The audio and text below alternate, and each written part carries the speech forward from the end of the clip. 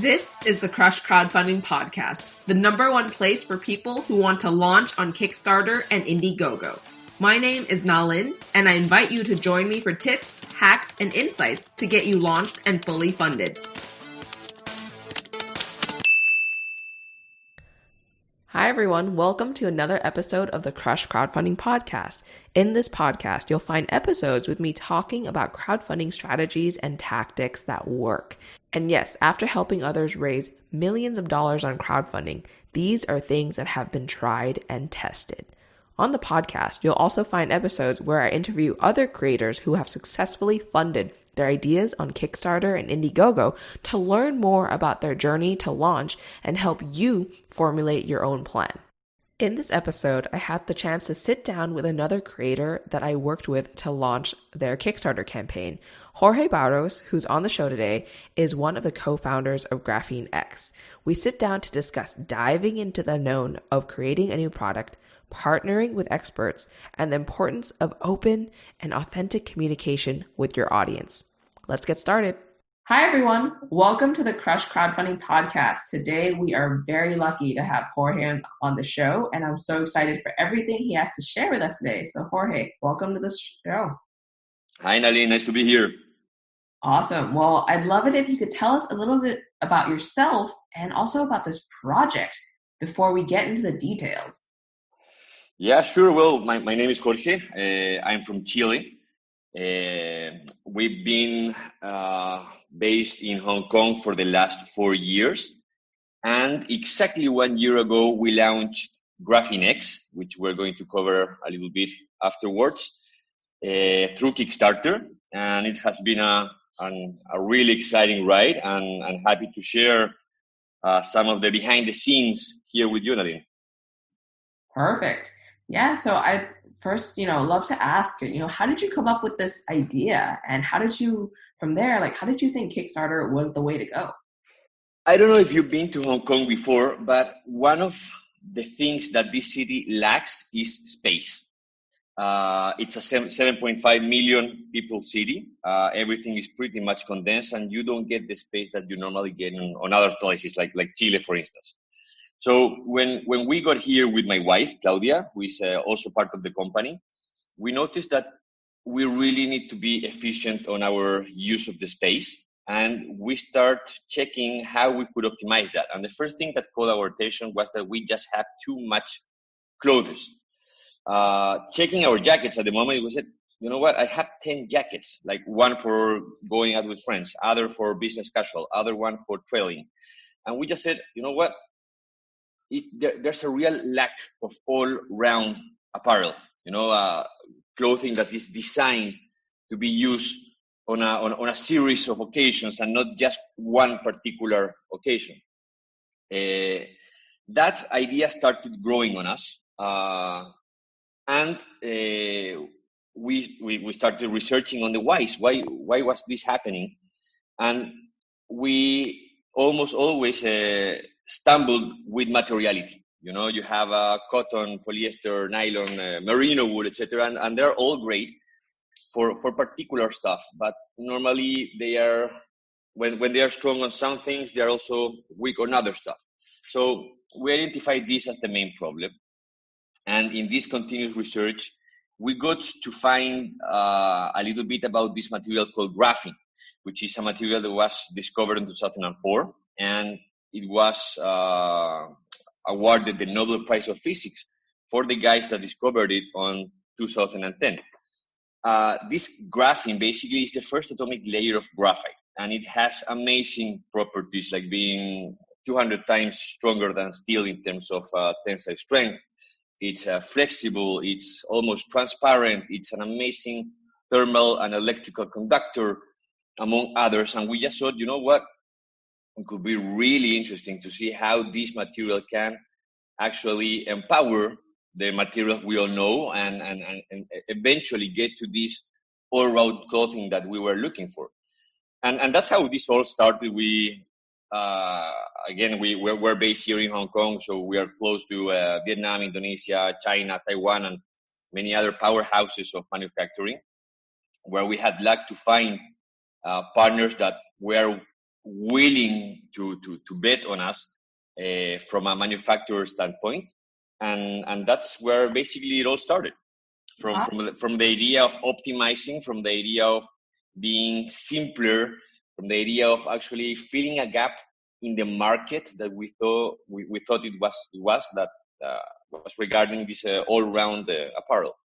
Wow, I love that you created this product out of a need that you found yourself. You were like, why is this not something that exists? Why is it nothing out there? Do this, and you kind of went out and like did the research and then made something and brought it to life. So that's incredible that you kind of started from a place of market need.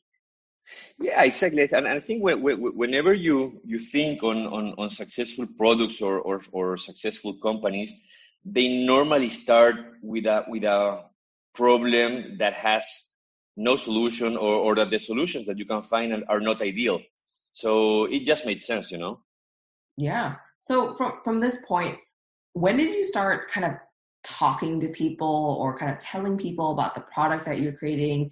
How did you start iterating to make a final, product pretty much? Well, that's a good question. And to be honest, we kept this to ourselves for as long as we could. On one side, being here in Asia and close to China, it's amazing because you have access to all these manufacturing powerhouses and a lot of R&D. But on the flip side, also there's a lot of copycats. So you need to be really careful on whom and with who do you speak out your ideas, right?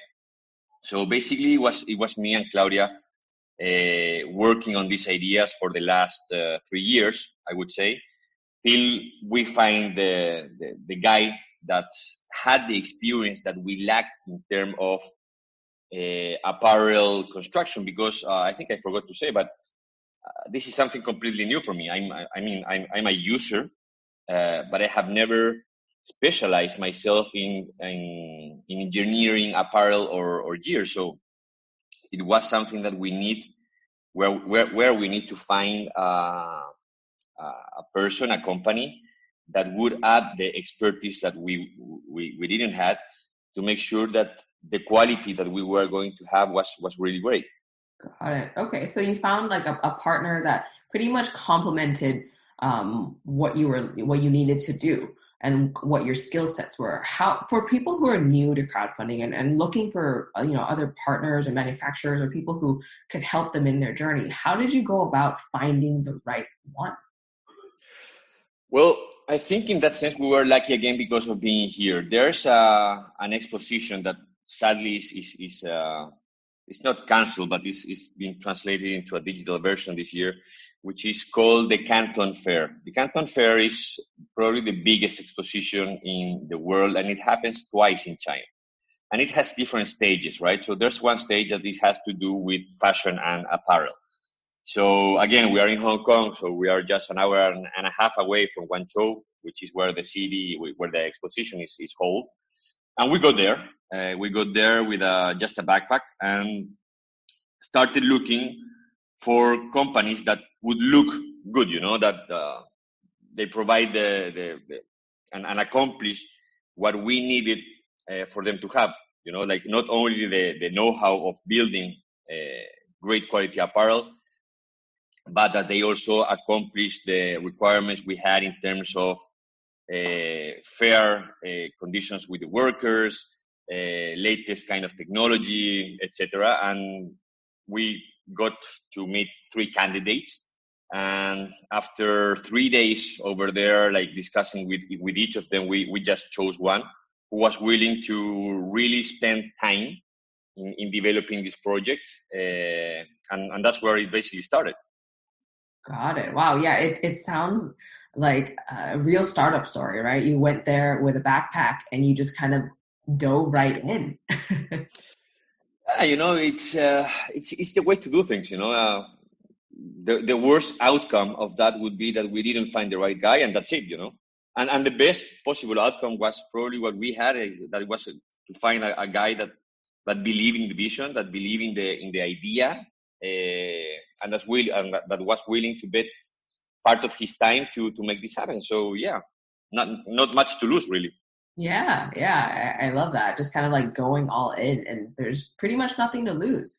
And from here, how did you know, or I guess when did you know that Kickstarter was the route for you versus any other product launch channels? And how did you end up kind of deciding on it? Right. When you have a business idea, Lynn, you normally have two roads of making that idea a reality. The first one is having enough money in your bank account and being able to bet part of that to make an idea real and see if it works. That was not our case. And normally the second road that you have is go into the venture capitalist road, right? And there's nothing wrong with that, but it has a big but. And it's the fact that in the moment you start getting investment from external capital investors, your number one obligation starts and becomes to be successful financially. You know, somehow you restrict your vision, right? And I'm not saying it's bad at all. I mean, without venture capitalists, we wouldn't have seen many amazing ideas and companies come to life, you know, in the last years.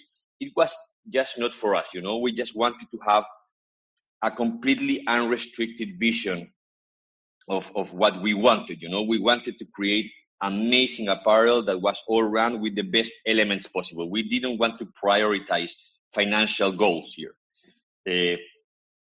And that's where basically Kickstarter appeared on the map. I had used the Kickstarter before as a backer, not as a creator. This was our first time doing something as a creators.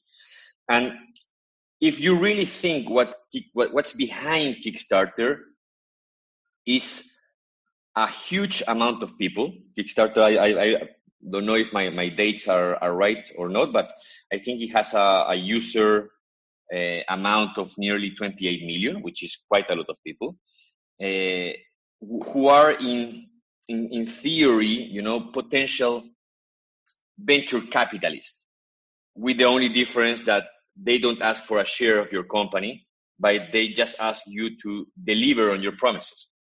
So at the end of the day, if you are able to create a campaign and fund your idea through Kickstarter, you're basically now tied and obliged to report exclusively to those backers. And 99.9% of the times, those backers are asking for high quality products that are delivered as you promised. And again, these two factors should be very much in line with your vision. So basically, if you are able to make this happen, you're able to realize a business idea without restricting your vision.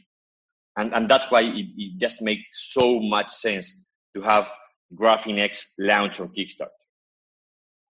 Got it. Yeah. Thank you for going through that. It makes a lot of sense when you kind of approach it that way. Why Kickstarter is, you know, really kind of the best platform for this particular product.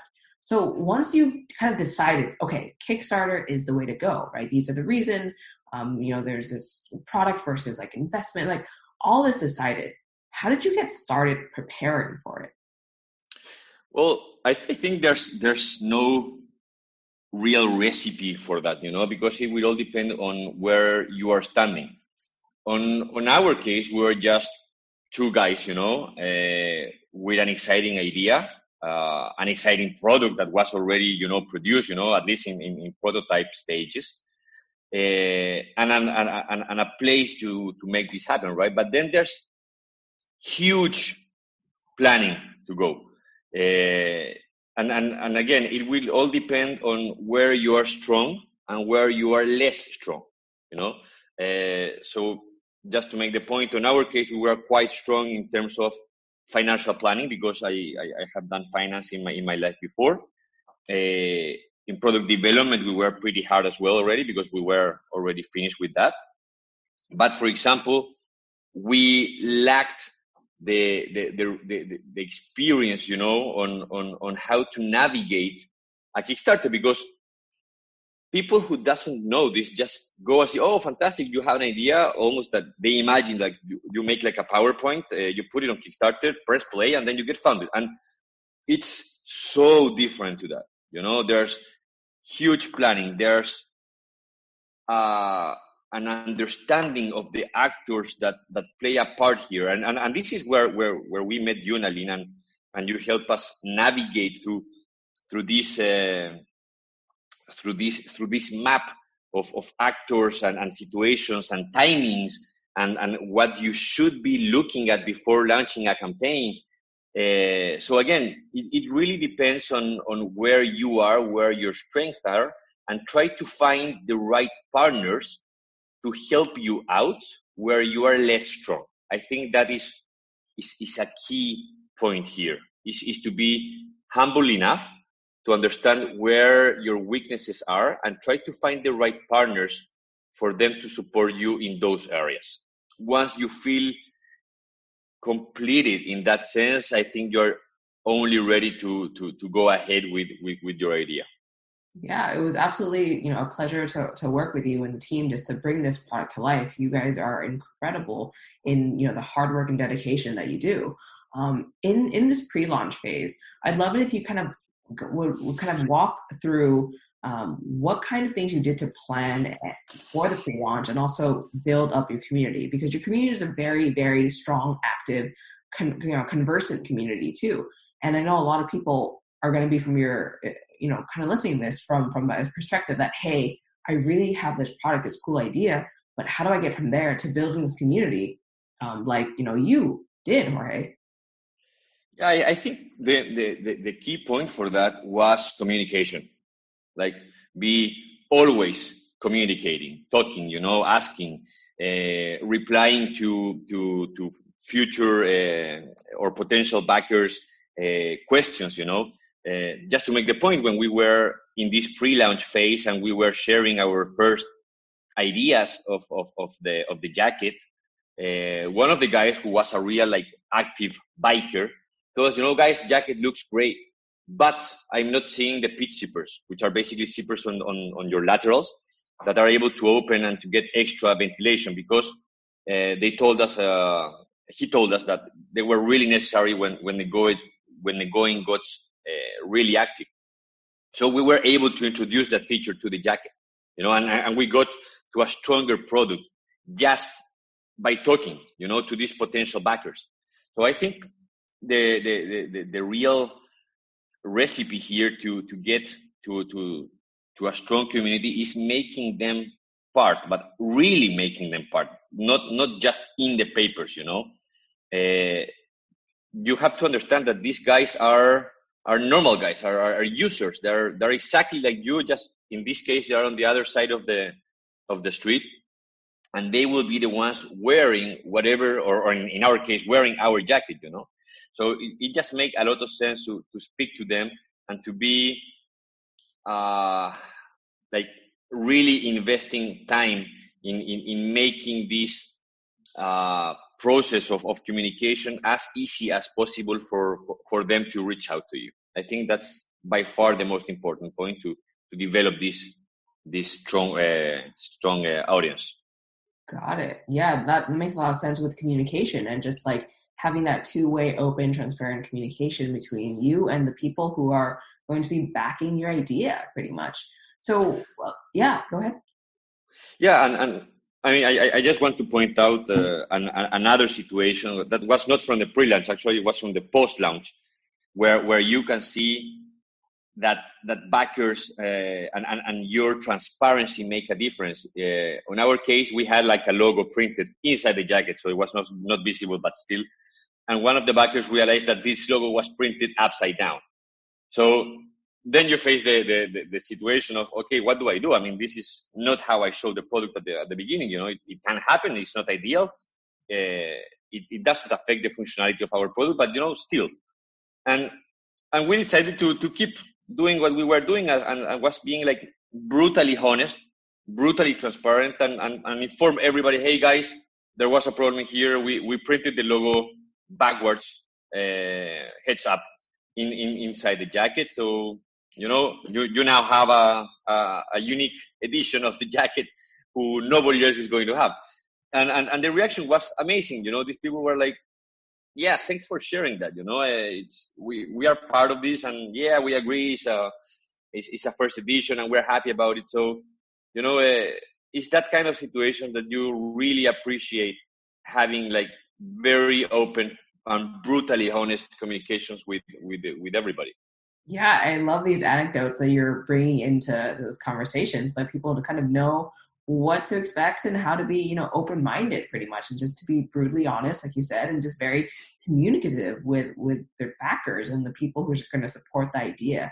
So in this pre-launch phase, right, what did you focus most on? Was it growing your Instagram handle? Was it growing your social following? Was it emails? Was it just working on the campaign? Like, what was it that most of your energies were kind of directed towards?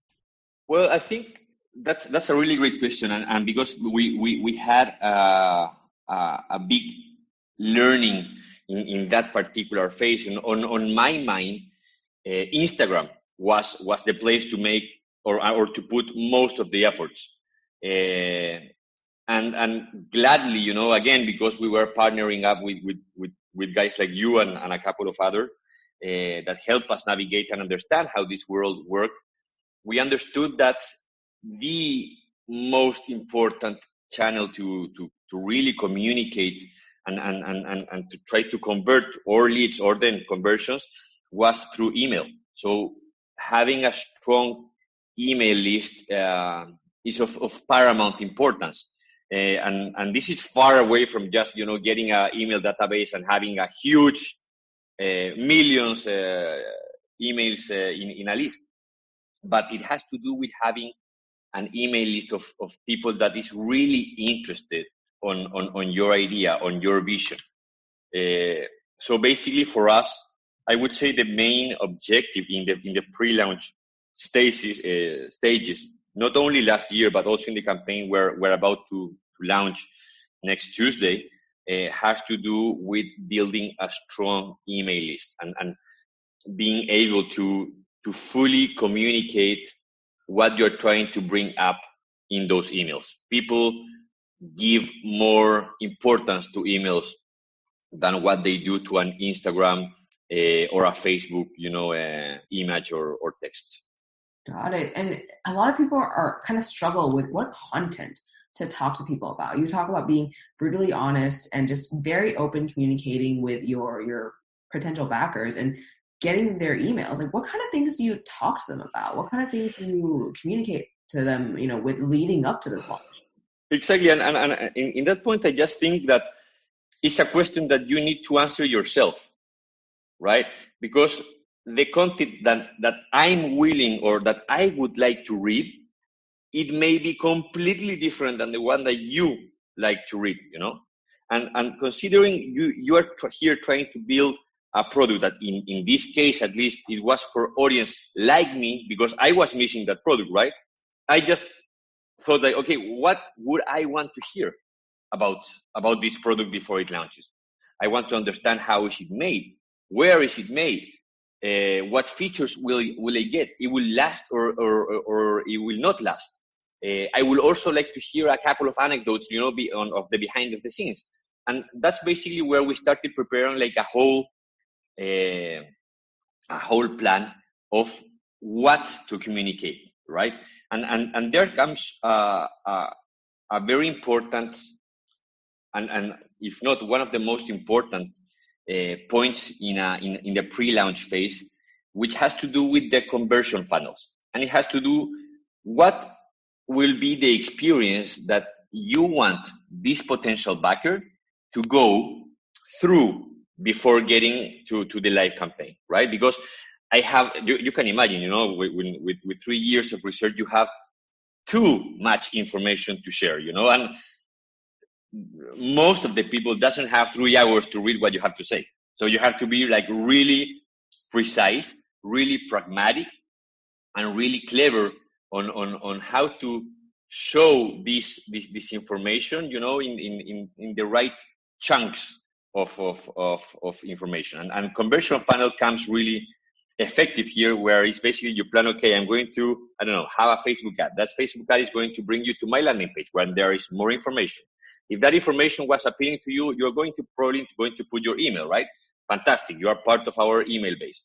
Then you're going to receive an email. What information I want you to see in that email? That email is reading to you. It should be more personalized than what you had on your landing page, right? And I should be able to further engage you in that email, with something that actually adds value to you. And that's a process that you need to plan as deep as you can. So when the moment that arrives, and you're basically ready to press the green button and go live, you are sure that all the information you wanted your potential backer to see before you launch was effectively communicated. When you're selling online, and especially when you're selling on something like Kickstarter, where your potential backers are not going to see the product in 3, 4, 5, 6 months, even after they backed, you need to make sure that they have the proper information that they should have before actually buying your product. Yeah, no, that makes sense, where you have to kind of really dig deep into your own product too, and just see what types of information people need to know and to really understand before they're ready to buy. So you do talk about funneling people into your email list and kind of getting ready for that launch day. You guys actually had a huge launch day. I'd love it if you could walk people through how you got to that big launch day. Like, what kind of things did you send an email a week before saying it's about to go live? What kind of things did you get people to be ready to back you on that big launch day? Well, I think the key point there is get people excited. Is making them really feel excited about what's about to happen on launch day. There's a rule of thumb that basically says that you should try to be as high as possible in your first 48 or 72 hours since launch in terms of funding. So this is where probably at least a third of the game of the campaign is played. And you need to make sure that your backers, the guys that have been joining you in this pre-launch phase, understand the importance of that. Why? Because basically it's a kind of law of attraction thing. If you're able to be strong on your launch day or on your first 48 hours, most probably you're going to keep quite strong, in the days that come. So having them understand this and the importance of, hey guys, win, because these are people that want this to happen. They are in the same bag. They want this product to be funded so they can get it. So you need to make them understand the importance of these first days and make them excited about, I'm already there. I already backed the campaign. I think that's essential to have a great launch day. Got it. Okay, yeah, those are really good tips and advice for people to get in that zone of, hey, I'm super excited about this and I just can't wait to back it. I can't wait for them to press that launch button. So once you launch, right, there's a few, there's 30 to sometimes people go to 60 days for the campaign phase. How did you kind of continue to get people excited about the product, get people to not, refund, and also kind of bring in more people throughout the campaign? Yeah, well, running a Kickstarter campaign basically is a 3-stage competition, right? You have the pre-launch, you have the live campaign, and then you have the post-campaign, and they're all extremely demanding. They're all exciting as well, and they're incredibly different on what your time is invested in, right? So when you are on the live campaign, the first 2-3 days is going to pay off for the efforts you made before in your pre-launch campaign, right? But after that, it comes this dangerous valley, as they say, because you already brought the people that you work, and what happens for the next 25 days. You need to keep the momentum going. And there's an important planning to be made for that. What new anecdotes you are going to be sharing those moments, what other channels you're going to explode when your campaign is actually already running. Maybe what kind of feedback that you got before launching you are going to integrate in your product, and that's the moment to communicate it, because the campaign is happening there. So having a proper planning of what you are going to be saying, where are you going to be saying, and I think it's of particular importance of keep creating content in that moment of the campaign is super important. Yeah, you kind of touched on, where, what to say and also where to say it. Can you talk us through a little bit about different channels you kind of experimented with, what worked for you, what didn't work for you, what kind of things you kind of wish you knew in these days? Sure, and again, I think there's no recipe for this. I think every situation is different, and in our case, for us, it was a trial and error kind of experiment where we're always experimenting. I think that's super important to do. Like try things, try of course to limit your risk as much as possible, but don't play it safe always, because that normally doesn't pay off too much, right?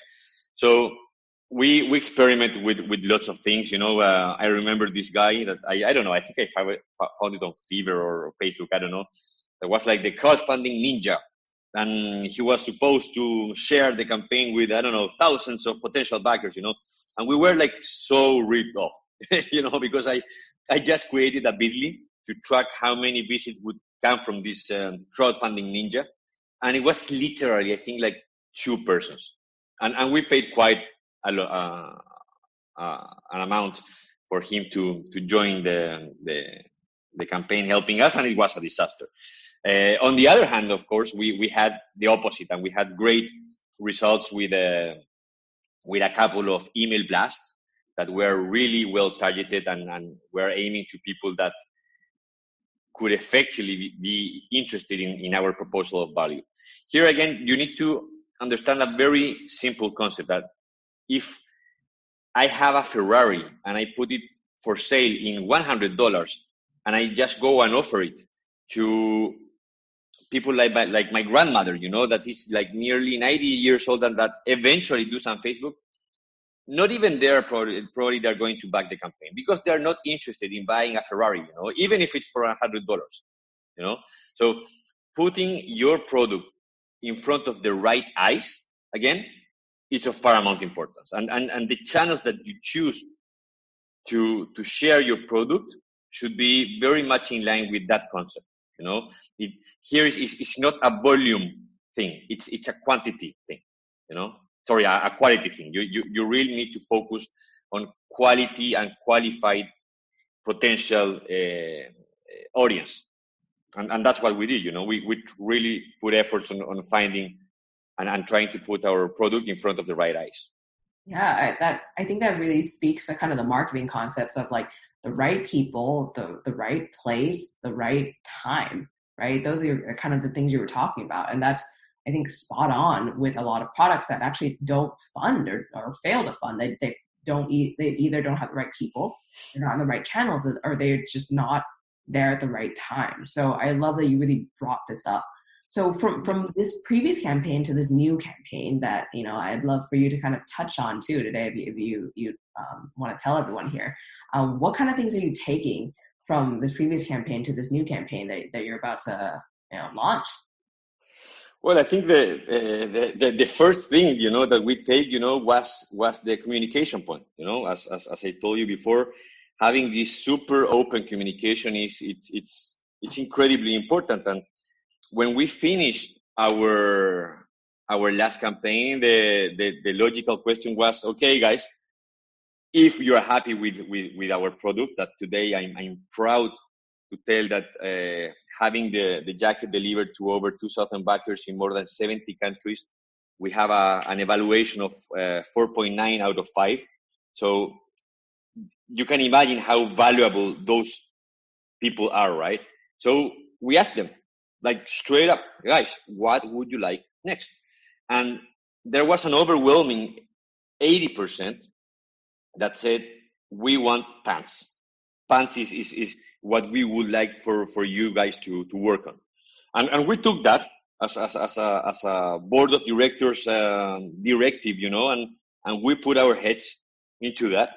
And we have been working all this year in the world's first graphene integrated pants, which are called the Omega pants, which are being launched this coming Tuesday, 6th of October on Kickstarter.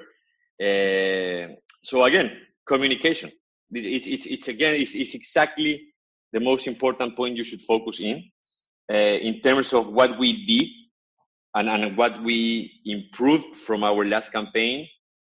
I would say that the conversion funnel was more precise this time. Understanding the importance of communication on the first campaign was the reason why in this campaign I decided to write every single one of the emails. In the last campaign, the agency that was working with us in the pre-launch would compose the copy of the emails. Well, this time I did it myself, basically because we realized that, even though there's amazing marketing agencies, when is the time to talk about your product, there's probably no one that knows it better than you do. So that's one of the things that we changed for this coming campaign. I mean, all the communication has been run by me particularly. Oh, I love that. I love that you're kind of at that point where you're like, okay, yeah, the person who knows the product best is myself, right? Because that's right. You were there when you had the idea. You were there when you were, going to Guangzhou and just, trying to find a partner to manufacture it. You've been throughout the whole entire thing, and so you can write pretty much from the heart. So I love that you brought that up too. So for people who are listening, I'd love to you kind of touch a little bit on this part too, about how it is to kind of build a business after Kickstarter. I know it's a huge topic, so maybe we won't get too deep into it today, but I'd love to kind of hear your thoughts. Like, what happened for you after Kickstarter? Well, after Kickstarter, we realized, and I think, again, this is one of the biggest perks of Kickstarter, is that you get to understand if the problem you are trying to solve has a bigger or a big enough audience. And we realized that this was true. That there was a lack of truly all-round apparel. So we said, okay, we have the jacket's ready, the jacket's already fulfilled. Where else we can see this same proposal of value makes sense?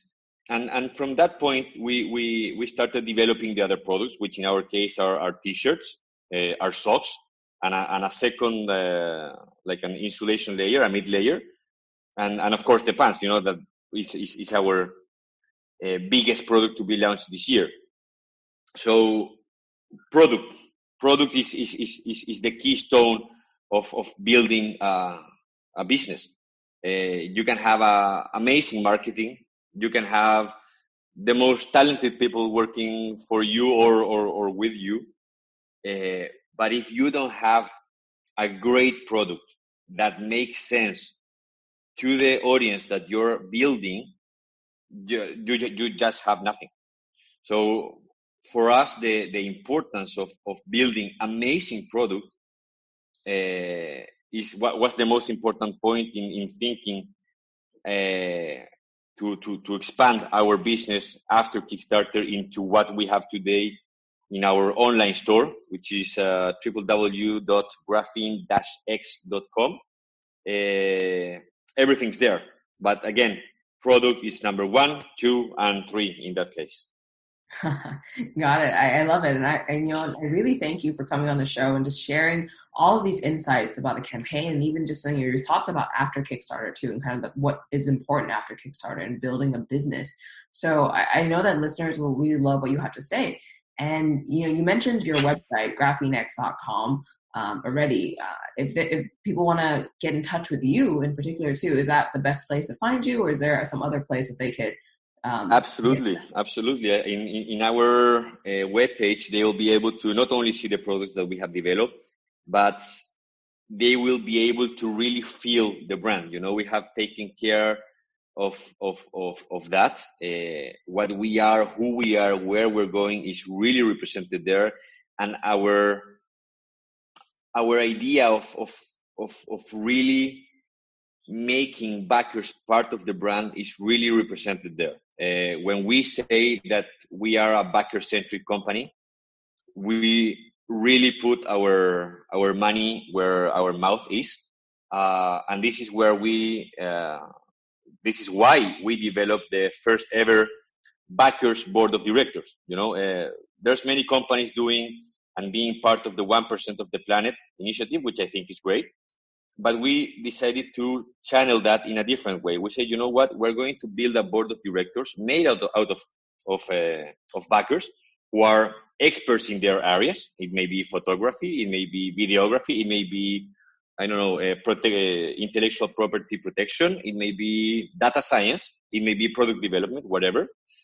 So there's an application for that on our webpage for the backers board of directors. And what we're doing is that we're selecting between 5 and 10 of these people every year, starting this year. This is our first year, where they will be part of all the decisions of the company, and they will be working on projects where they are strong at. For example, if you're a talented photographer, you are able to create content for us and be part of the directors, right? Same if you are a data scientist and you can optimize, the fulfillment from your e-commerce, whatever. So we're bringing these people in, and at the end of the year, we're sharing 1% of the revenues, not only the profits, but the revenues of the company with this backers board of directors. So everything that I just told you is on our webpage. Wow, that's an incredible kind of new feature that you've added there. And I know that a lot of people listening are going to be really excited to just go and see what it's all about. It's very new and novel in the crowdfunding space, that's for sure. Definitely. And again, it just makes sense. If someone already backed your product or is going to back one of your products, you already know that they at least share a vision or they share an understanding of what you're trying to do, right? So you just imagine, we have over 2,000 backers in the first campaign. To the moment now, we have over 4,000 clients already. So you can just imagine the amount of talent that for sure is there, in different areas. So you have people that's talented, you have people that trust you and in your idea. So it just makes so much sense to make them part of whatever you're doing, and that's how the backers board of directors was born. All right. Well, thank you so much for your time today, Jorge. This was really, really insightful. I know that listeners are going to love what you have to say today. Thank you. No, thank you for your time. I'm really happy to be here. And that wraps up our episode today. If you enjoyed listening to this episode, please be sure to leave a review to help others find this podcast. And most importantly, if you're feeling that fire and you're ready to get started on your crowdfunding campaign, be sure to head to the show notes of the podcast. I've linked some of my resources that others have used to successfully launch and get funded. Thanks for listening to the Crush Crowdfunding podcast at crushcrowdfunding.com. Tune in the same time next week for more ways to crush your launch.